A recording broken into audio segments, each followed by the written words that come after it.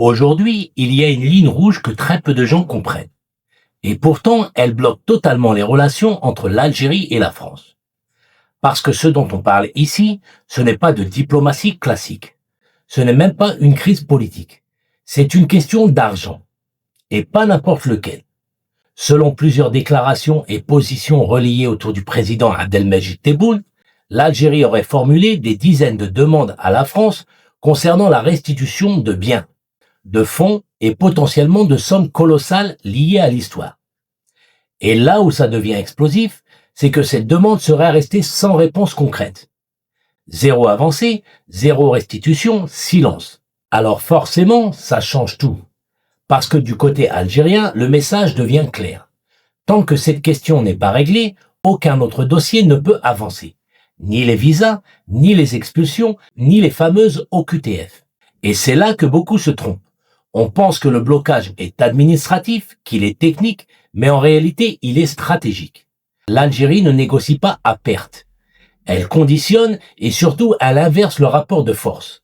Parce que pour la première fois depuis longtemps, ce n'est plus Alger qui demande, c'est Paris qui se retrouve face à une équation compliquée.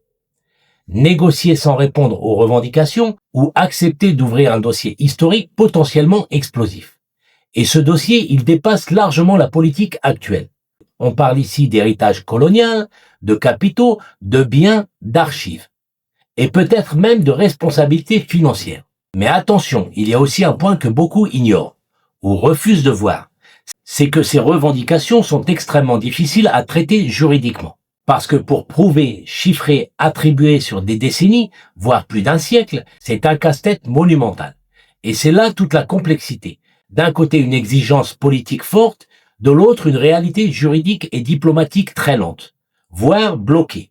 Résultat, une relation figée, un dialogue sous tension et un rapport de force qui s'installe.